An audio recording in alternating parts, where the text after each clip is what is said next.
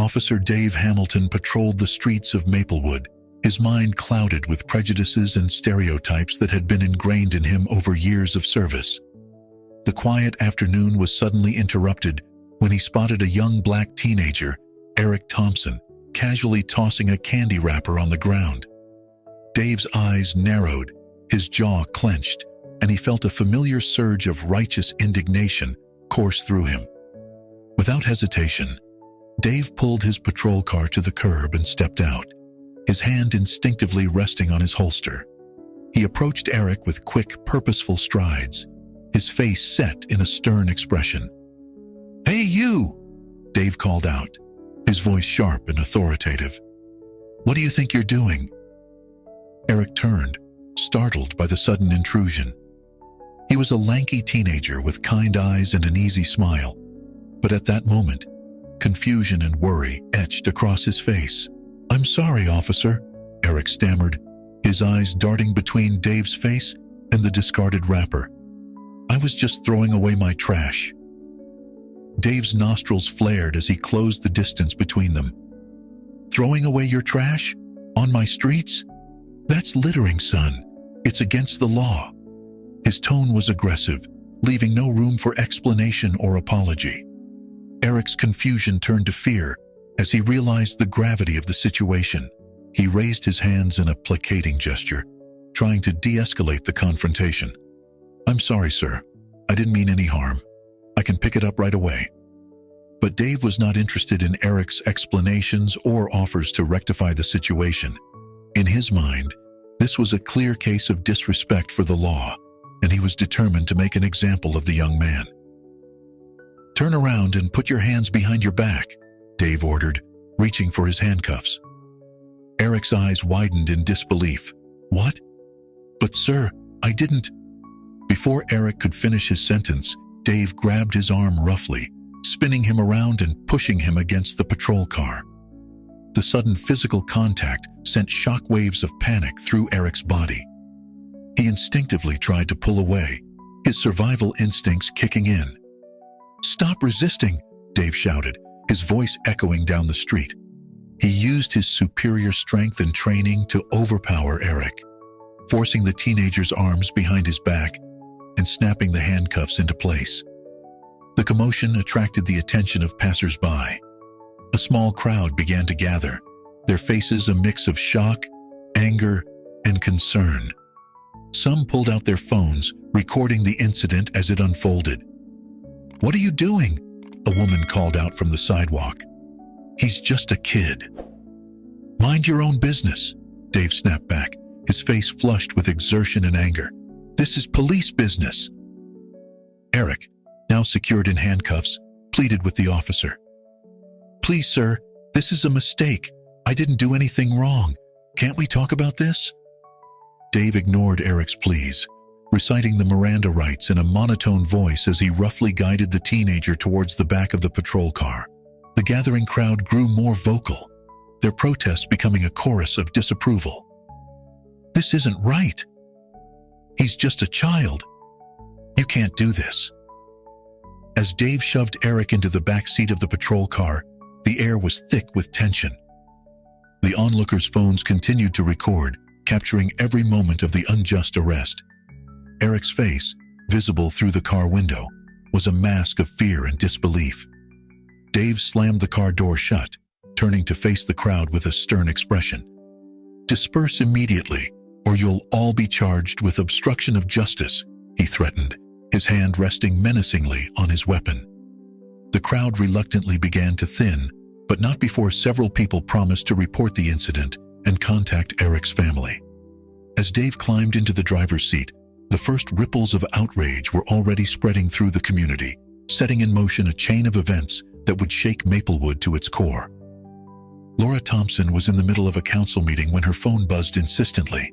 She glanced at the screen, her brow furrowing at the unfamiliar number. Excusing herself, she stepped out of the conference room to take the call. The voice on the other end delivered news that sent a chill down her spine. Her son, Eric, had been arrested. "What do you mean arrested?" Laura's voice was sharp, laced with disbelief and growing anger. "For what?" As the caller explained the situation, Laura's mind raced. Littering? Resisting arrest? None of it made sense. She knew her son, knew his character. This had to be a mistake. "I'm on my way," she said tersely, ending the call. Laura's heels clicked rapidly against the polished floors as she rushed back to the conference room.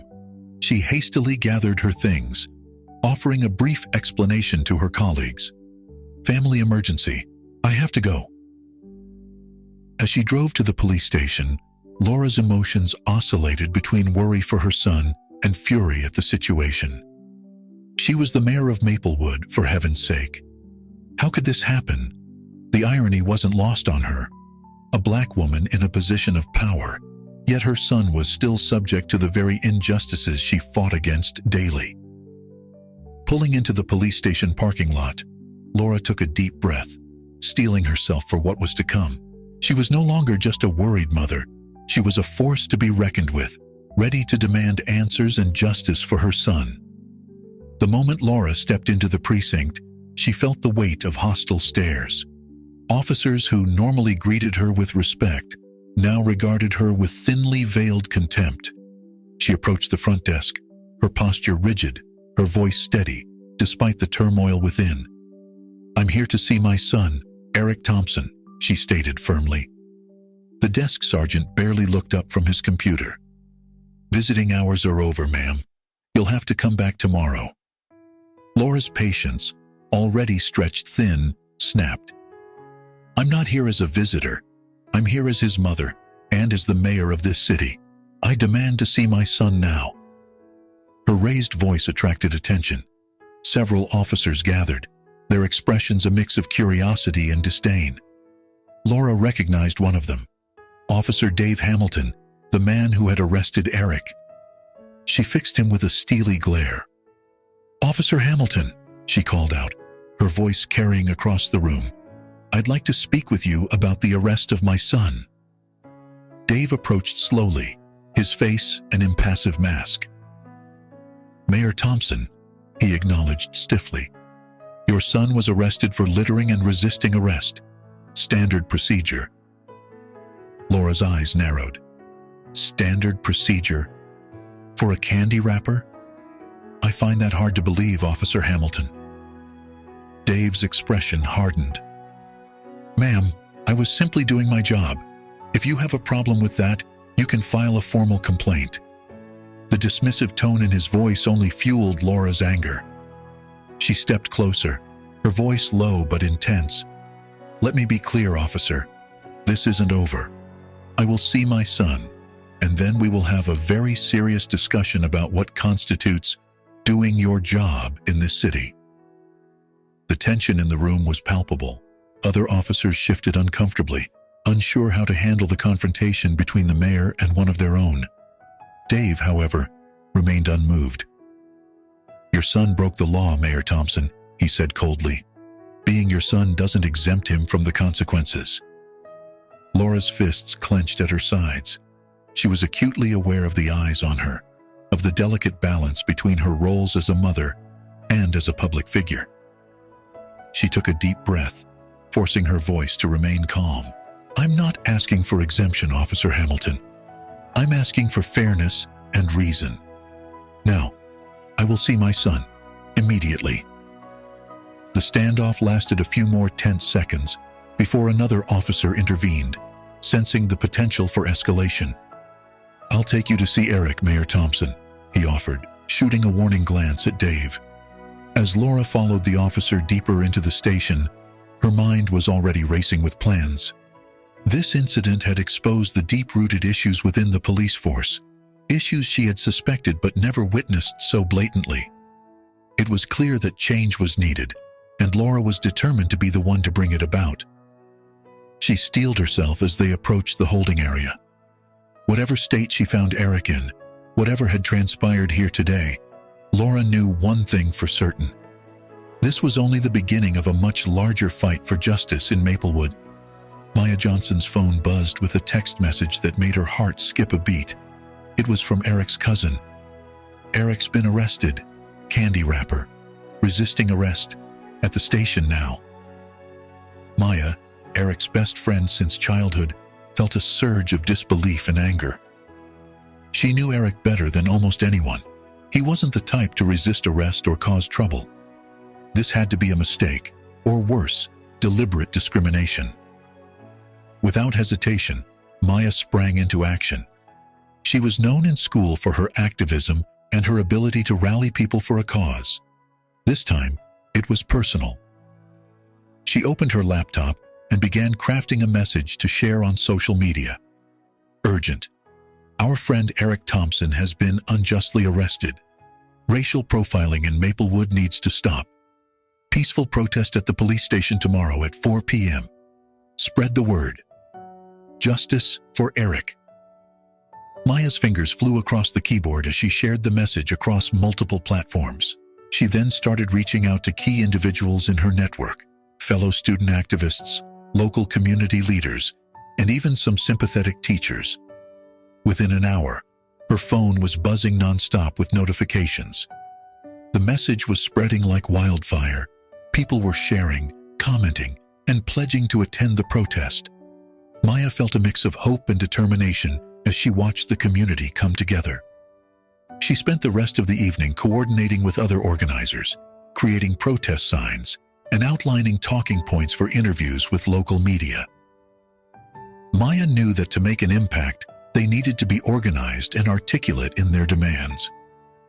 As dawn broke the next day, Maya was already up, fueled by a combination of adrenaline and purpose. She checked her phone to find that the hashtag #JusticeForEric was trending locally. The protest had grown beyond her initial expectations. It wasn't just students anymore, but parents, community leaders, and citizens from all walks of life who were planning to attend.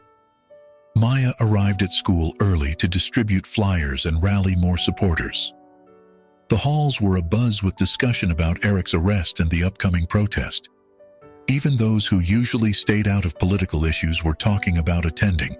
Throughout the day, Maya coordinated with student leaders from other schools, ensuring a united front. She also reached out to local civil rights organizations for support and guidance. The protest was quickly evolving into a larger movement against systemic racism in Maplewood. As 4 p.m. approached, Maya made her way to the police station. Her heart raced as she saw the crowd that had gathered. Hundreds of people, far more than she had anticipated. They carried signs with slogans like "Justice for Eric," "End Police Brutality," and "Black Lives Matter." Maya took a deep breath and stepped forward, megaphone in hand. The crowd hushed as she began to speak. "Thank you all for coming," she said, her voice strong despite her nerves. "We're here because our friend Eric Thompson was unjustly arrested yesterday. But we're also here because Eric's story is not unique.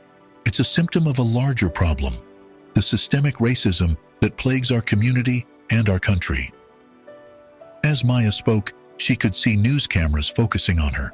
Local reporters jotted down notes, their presence ensuring that the protest would reach an even wider audience. "We demand justice for Eric," Maya continued. "But more than that, we demand change. We demand accountability from our police force. We demand an end to racial profiling and discriminatory practices. And we won't stop until we see real, meaningful change in Maplewood." The crowd erupted in cheers and chants. Maya felt a surge of empowerment as she looked out at the sea of faces, young and old, of all races and backgrounds, united in their call for justice. As the protest continued, Maya coordinated with other speakers, ensuring that diverse voices were heard. She also kept a watchful eye on the proceedings, reminding protesters to remain peaceful and respectful. The energy of the crowd was palpable.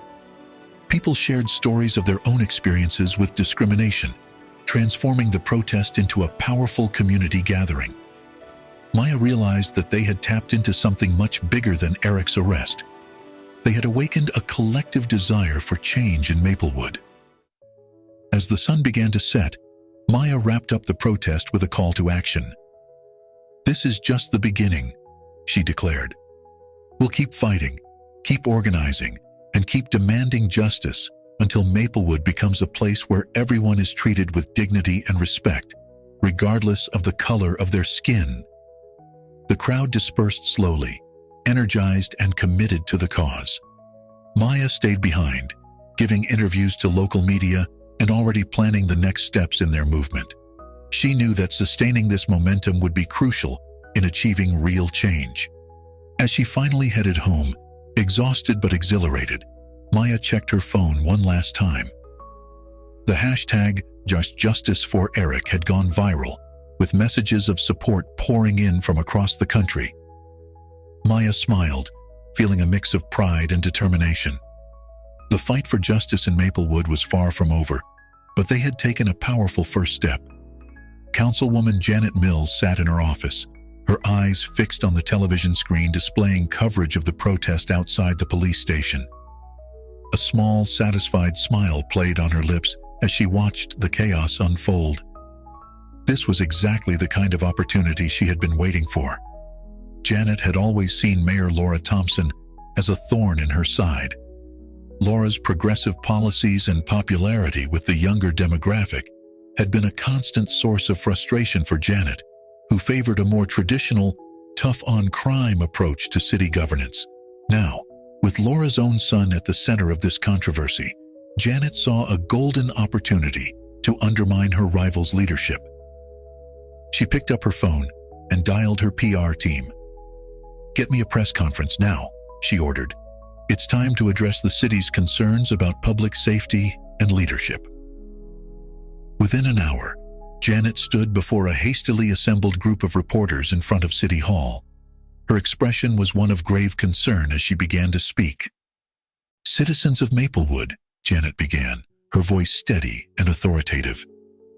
"The events of the past 24 hours have shaken our community to its core. We've witnessed an arrest that has raised serious questions, followed by protests that have disrupted the peace of our city." She paused for effect, letting her words sink in before continuing. "While I understand the community's frustration, we must ask ourselves, how did we get here? Why has our city become a hotbed of unrest? The answer, I'm afraid, lies in a failure of leadership." Janet's words were carefully chosen, designed to cast doubt on Laura's ability to govern without directly attacking her. "Our current administration has consistently prioritized leniency over law and order. They've undermined the authority of our brave police officers and sent a message that breaking the law carries no consequences." She leaned forward, her voice dropping to a concerned tone. "And now, we see the results of these misguided policies playing out in our streets. When even the mayor's own son feels emboldened to disregard our laws, what message does that send to the rest of our citizens?" The reporters scribbled furiously, their cameras flashing as Janet delivered her calculated attack. She knew her words would be splashed across the evening news and social media within hours. "It's clear that Maplewood needs a new direction," Janet continued. "We need leadership that respects the law, supports our police force, and prioritizes the safety and security of all our citizens. We need to restore order and dignity to our city government." As Janet concluded her speech, she could already see the headlines forming. "Councilwoman Mills calls for new leadership amid city unrest." It was a masterful political move, positioning herself as a strong law and order alternative to Laura's more progressive approach. Back in her office, Janet watched with satisfaction as clips from her press conference began to circulate on local news and social media. Her phone buzzed constantly with messages from supporters and fellow council members, many expressing their agreement with her stance. Janet knew, however, that Laura wouldn't take this lying down. The mayor was known for her resilience and political acumen. Janet picked up her phone again, this time calling her campaign manager. "Start putting together a team," she instructed. "I think it's time we seriously consider a run for mayor in the next election. This incident could be the turning point we've been waiting for." As she hung up, Janet turned her attention to drafting a proposal for increased police funding and stricter penalties for minor offenses. She knew it would be controversial, especially in the current climate. but it would appeal to her base and further differentiate her from Laura's policies. Janet Mills was playing a long game. She knew that this crisis in Maplewood wouldn't be resolved overnight, and she was positioning herself to capitalize on every development. As she worked late into the night, Janet felt a sense of anticipation. The political landscape of Maplewood was shifting, and she was determined to come out on top. Little did Janet know that her actions were about to set in motion a series of events that would not only challenge Laura Thompson, but would also force Maplewood to confront its deepest, most entrenched issues of racial inequality and police misconduct. The stage was set for a political battle that would shape the future of the city for years to come. The announcement of the public hearing on police reform sent ripples through Maplewood. As the date approached, the community buzzed with anticipation and nervous energy. People from all walks of life prepared to share their experiences and demand change. In the predominantly African-American neighborhood of Oak Hill, community leader Marcus Washington organized a meeting at the local church. The pews were packed with concerned citizens, their faces a mix of anger, hope, and determination. "This is our chance to be heard," Marcus declared, his deep voice resonating through the church. "For too long, we've suffered in silence. Now, we must stand united and tell our stories." As Marcus spoke, members of the congregation nodded in agreement. Some shared their own experiences of racial profiling and police harassment. Others expressed fear for their children's safety. The mood in the church was somber but resolute. Across town, in the upscale neighborhood of Willow Creek, a different kind of meeting was taking place. Homeowners gathered in Sarah Jennings' spacious living room, sipping wine and discussing the upcoming hearing with trepidation. "I understand the need for change," Sarah said, swirling her glass nervously. "But we can't just defund the police. Who will keep us safe?" Her neighbors murmured in agreement, their privileged lives largely untouched by the issues plaguing other parts of Maplewood. Yet, even here, there were signs of a shifting perspective. Sarah's daughter, Emily, a college student home for the summer, spoke up. "Mom, we need to listen to the experiences of our Black neighbors," Emily insisted. "Their safety matters too." Meanwhile, at Maplewood High School, students were mobilizing. The hallways were plastered with posters advertising a student-led forum on police reform.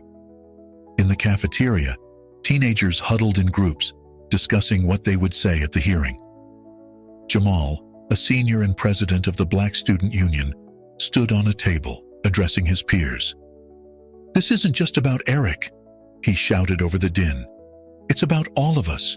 We need to make sure our voices are heard." The impact of Eric's arrest and the subsequent protests had reached every corner of Maplewood. Local businesses displayed signs supporting police reform, while others showed solidarity with law enforcement. The city felt like a powder keg, ready to explode at any moment. In the holding cell at the police station, Eric Thompson sat alone, unaware of the movement he had inadvertently sparked. He stared at the gray walls, his mind racing with fears and uncertainties. The sound of keys rattling made him look up to see Officer Rodriguez, one of the younger cops on the force. "You've got a visitor," Rodriguez said, his tone neutral but not unkind. Eric's heart leaped, hoping to see his mother. Instead, he was surprised to find Maya on the other side of the glass. Her eyes were red-rimmed but determined. "Eric," Maya's voice crackled through the phone. "I need you to know that we're fighting for you out here. The whole city is talking about what happened." Eric listened in disbelief as Maya recounted the protests, the political maneuvering, and the upcoming public hearing. He felt a mix of emotions: guilt for causing such upheaval, anger at the injustice of his situation, and a growing sense of responsibility. "Maya," he said, his voice thick with emotion, "when I get out of here, I want to speak at that hearing. People need to know the truth." As Maya left the police station, she felt a renewed sense of purpose. Eric's words had solidified her resolve. She pulled out her phone and began coordinating with other student leaders, planning their strategy for the hearing. Across Maplewood, similar scenes were playing out. People were preparing statements, rehearsing speeches, and steeling themselves for what promised to be a contentious and emotional public hearing. Mayor Laura Thompson stood at the window of her office, looking out over the city she loved. She could feel the weight of expectation on her shoulders. The public hearing would be a turning point for Maplewood, and she knew she had to get it right. Laura took a deep breath and turned to her desk, where a draft of her opening speech lay waiting. As she picked up her pen to make final edits, she silently vowed to fight for the change her city so desperately needed. The future of Maplewood hung in the balance, and Laura was determined to lead the way toward justice and equality. The day of the public hearing arrived, and Maplewood City Hall was a hive of activity. The main chamber, usually reserved for mundane council meetings, was packed to capacity. Citizens from all corners of the city filled every seat, with overflow crowds spilling into the hallways, their eyes fixed on hastily installed monitors broadcasting the proceedings. Mayor Laura Thompson stood at the podium, her posture straight and her gaze steady as she surveyed the crowd. The room buzzed with tension and anticipation. "Citizens of Maplewood," Laura began, her voice clear and resolute. "We are here today to address the issues that have long plagued our community. The recent arrest of my son, Eric Thompson, has brought to light the systemic discrimination that exists within our police force and our city at large. But this hearing is not about my son. It's about every citizen who has ever felt targeted, marginalized, or unsafe in their own community." As Laura spoke, the crowd listened intently. Some nodded in agreement, while others shifted uncomfortably in their seats. She continued, "Today, we open the floor to honest dialogue. We will hear your experiences, your concerns, and your ideas for change. This is the first step towards building a more just and equitable Maplewood for all." With Laura's opening remarks concluded, the public testimony began. One by one, citizens approached the microphone, each with a story to tell. Marcus Washington, the community leader from Oak Hill, spoke passionately about the daily fears and indignities faced by Black residents. "Our children are treated like criminals before they've even had a chance to live," he declared, his voice breaking with emotion. Sarah Jennings, from Willow Creek, surprised many with her testimony. "I've lived in this city for 30 years, and I've never feared the police," she admitted. "But hearing these stories today, I realize that my experience is not universal. We need change, and it starts with listening to our neighbors." As the hearing progressed, tensions flared. Supporters of the police force clashed verbally with reform advocates. Laura had to call for order several times, reminding everyone of the importance of respectful dialogue. Jamal, the high school student leader, delivered a powerful speech that hushed the room. "We, the youth of Maplewood, inherit the city you build today," he said, his young voice ringing with conviction. "We demand a future where we don't have to fear those sworn to protect us." Throughout the proceedings, Councilwoman Janet Mills sat stone-faced, occasionally whispering to her aides. Her supporters in the audience grew increasingly agitated as speaker after speaker called for police reform. As the hearing entered its third hour, a stir went through the crowd. Eric Thompson, recently released from custody, entered the chamber. The room fell silent as he made his way to the podium, all eyes following his every move. Eric stood before the microphone, his hands shaking slightly but his gaze firm. "I never wanted to be the face of this movement," he began, his voice quiet but clear. "But what happened to me is not unique. It's a reality that many in our community face every day. We can't change the past, but we can shape our future.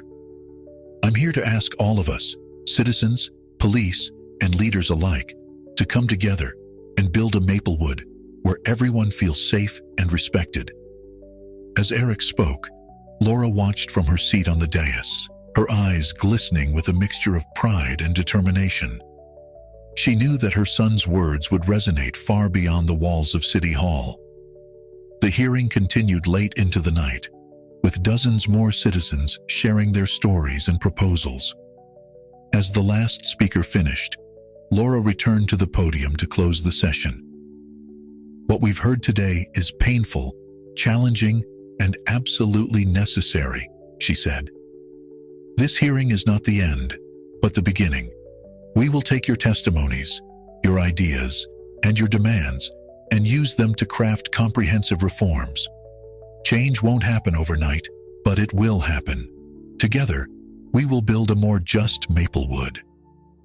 As the crowd began to disperse, the air was thick with emotions: hope, anger, fear, and determination. The public hearing had laid bare the deep divisions within Maplewood, but it had also ignited a spark of possibility. The real work of reform was just beginning, and the eyes of the city, and beyond, would be watching closely. In the days following the public hearing, Maplewood buzzed with a new energy. The raw emotions and powerful testimonies shared during the event had stirred something in the city's collective consciousness. People who had never before engaged in local politics were now discussing reform proposals over dinner tables and in coffee shops. At the community center in Oak Hill, Marcus Washington presided over a packed meeting. The room was filled with residents of all ages, eagerly contributing ideas for police reform. "We need a civilian oversight board," one woman called out, "with real power to investigate complaints against officers." Marcus nodded, writing furiously on a large whiteboard. "Good. What else?" "De-escalation training for all officers," a young man suggested, "and body cameras that can't be turned off." The ideas flowed freely, each one carefully noted down. Marcus couldn't help but feel a sense of pride in his community. They were no longer just victims of an unjust system. They were actively working to change it. Across town, in the police department break room, a different kind of conversation was taking place. Officer Rodriguez, who had shown kindness to Eric during his detention, addressed his colleagues. "Look, I know change is scary," he said, his voice firm but understanding. "But we can't ignore what's happening in our community. We need to be part of the solution." Some officers nodded in agreement, while others looked skeptical. The department was divided, much like the city itself. But the seeds of change had been planted, even here. At Maplewood High School, Jamal and his fellow student activists were organizing a youth summit on community police relations. They had invited both police officers and community leaders to participate in panel discussions and workshops. "We're the future of this city," Jamal told his team as they prepared for the event. "It's up to us to bridge the gap and create the Maplewood we want to live in." Meanwhile, Mayor Laura Thompson was working tirelessly to turn the community's demands into concrete policy proposals. Her office had become a hub of activity, with experts in police reform, civil rights attorneys, and community leaders coming and going at all hours.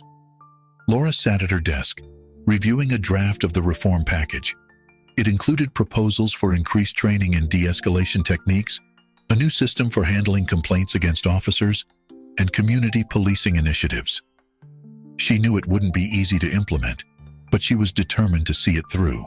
As the sun set over Maplewood, Eric Thompson walked through his neighborhood, lost in thought. The past few weeks had been a whirlwind, transforming him from a typical teenager to a symbol of the community's struggle for justice. He felt the weight of responsibility on his young shoulders. Rounding a corner, Eric came face to face with Officer Dave Hamilton, the man who had arrested him. For a moment, both froze, unsure how to react. Then, to Eric's surprise, Dave spoke. "Eric," he said, his voice gruff but not unkind. "I've been doing a lot of thinking since, well, you know.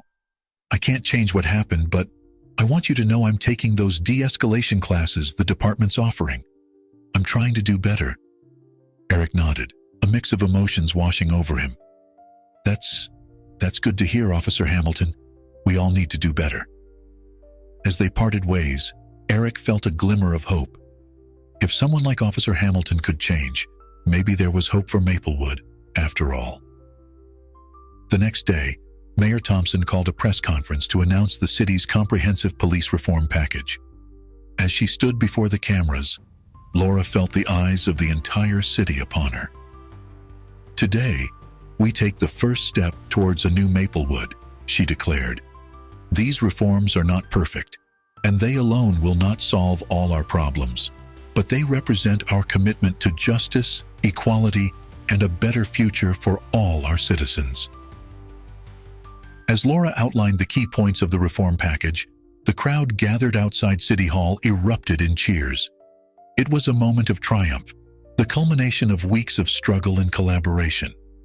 But even as the celebration began, Laura knew that the real work was just beginning. Implementing these reforms would require ongoing effort, vigilance, and a willingness to adapt. The transformation of Maplewood was underway, but it would be a long journey. As the press conference ended, Laura caught sight of Eric in the crowd. Their eyes met, and they shared a smile of understanding. Together, as a family, and as a community, they had taken the first steps towards real change. The Maplewood of tomorrow was beginning to take shape, built on the hopes, struggles, and determination of its citizens. Officer Dave Hamilton sat alone in his patrol car, parked in an empty lot on the outskirts of Maplewood. The events of the past few weeks weighed heavily on his mind. He had always seen himself as a good cop, doing his job to keep the community safe. But now, everything he thought he knew was being called into question. Dave's hand hovered over the dashboard computer. With a deep breath, he pulled up the body cam footage from Eric Thompson's arrest. He had avoided watching it until now, afraid of what he might see. As the video played, Dave felt a knot forming in his stomach. He watched himself approach Eric, heard the aggression in his own voice, saw the fear in the young man's eyes. It was like watching a stranger wearing his uniform. "This can't be me," Dave muttered, running a hand over his face. But it was him. There was no denying the evidence before his eyes. Later that day, in the police station locker room, Dave overheard a group of his fellow officers discussing the ongoing reforms. "It's all political BS," one officer grumbled. "They're tying our hands, making it impossible to do our jobs." Dave felt a familiar urge to agree, to join in the chorus of complaints. It was what he had always done, but something held him back. "Maybe," he found himself saying, "maybe we need to look at how we're doing our jobs." The room fell silent, all eyes turning to Dave in surprise. "What are you saying, Hamilton?" another officer asked, his tone challenging. "You turning into one of those reform nuts?" Dave felt his face flush. "I'm just saying, maybe there's some truth to what people are saying about us. Maybe we need to listen." The conversation quickly turned heated, with officers taking sides. Dave retreated to his locker, his mind in turmoil. He had always seen the world in black and white, good guys versus bad guys. Now, those lines were blurring, and he didn't know where he stood. That night, unable to sleep, Dave found himself reviewing old case files. He looked at arrest reports with new eyes, noticing patterns he had never seen before. How many times had he escalated a situation unnecessarily? How many people had he treated with suspicion simply because of the color of their skin? The realization hit him like a punch to the gut. He had been part of the problem all along.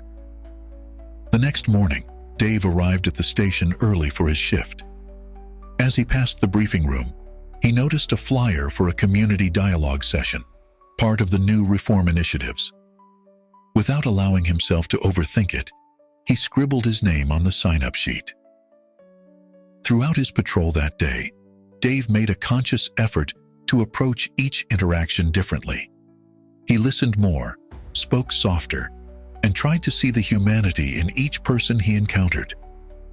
It felt strange, uncomfortable even, but also somehow right.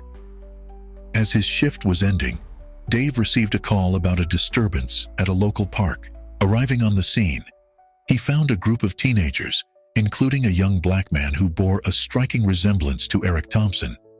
Dave's old instincts kicked in, urging him to assert his authority, to control the situation through force if necessary. But he hesitated, remembering the body cam footage, the discussions of the past weeks, his own internal struggles. Taking a deep breath, Dave approached the group with an open stance, his hands clearly visible. "Hey folks," he said, keeping his voice calm and friendly. "Everything okay here? Anything I can help with?" The teenagers looked at him warily, clearly expecting a different approach.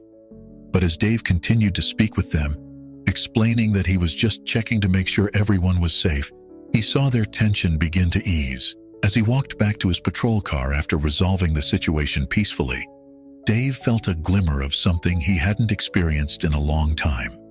Pride in his work, not just as a cop, but as a member of the community.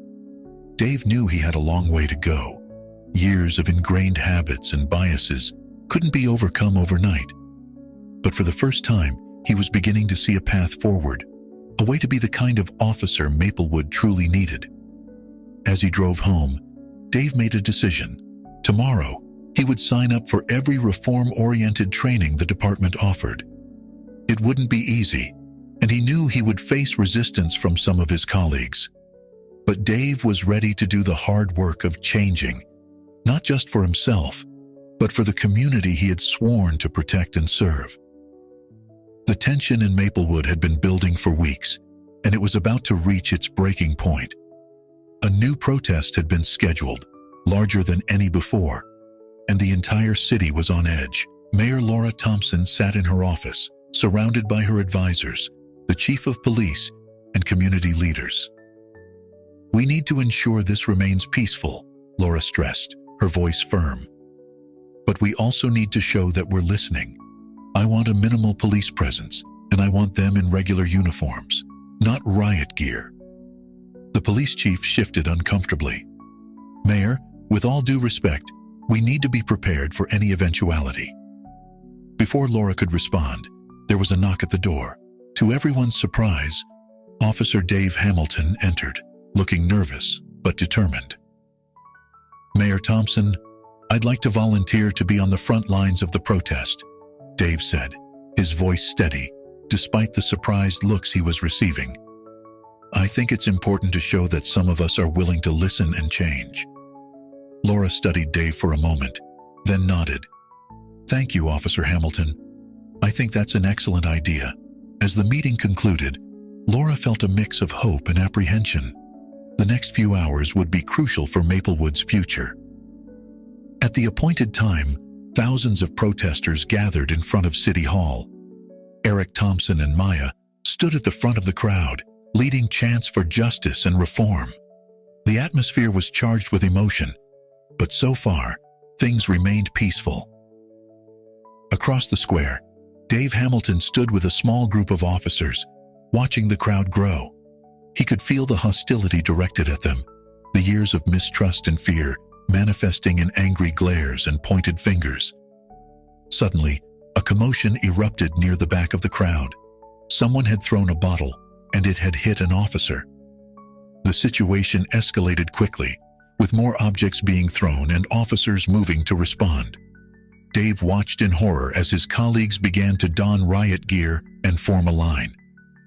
This was exactly what they had hoped to avoid. Without thinking, he stepped forward, removing his hat and gun belt. "Wait!" he shouted, his voice cutting through the noise. "Please, everyone, let's not undo all the progress we've made." The crowd fell silent, all eyes turning to Dave. He took a deep breath and continued. "I'm Officer Dave Hamilton. I'm the one who arrested Eric Thompson, and I was wrong." A murmur went through the crowd. Eric and Maya exchanged surprised glances. "I've spent the last few weeks examining my actions and beliefs," Dave went on, his voice shaking slightly. "I've realized that I've been part of the problem, but I'm here today because I want to be part of the solution. I'm asking for a chance, for all of us, to do better." For a moment, the tension in the air was palpable. Then, slowly, Eric Thompson stepped forward. He walked up to Dave, stopping just a few feet away. "Officer Hamilton," Eric said, his voice carrying across the now silent square. "Thank you for your honesty. It's not easy to admit when you're wrong. But this isn't just about one arrest or one officer. This is about systemic change." Dave nodded. "I understand, and I'm committed to being part of that change, whatever it takes." As Eric and Dave continued to talk, the mood of the crowd began to shift. The anger was still there, but it was tempered now with a cautious hope. From her office window, Laura Thompson watched the scene unfold, her heart racing. This was a pivotal moment for Maplewood. She quickly made her way down to the square, joining Eric and Dave. "Citizens of Maplewood," Laura addressed the crowd, her voice ringing out clear and strong. "What we're witnessing here today is the beginning of real dialogue, of real change. It won't be easy, and it won't happen overnight.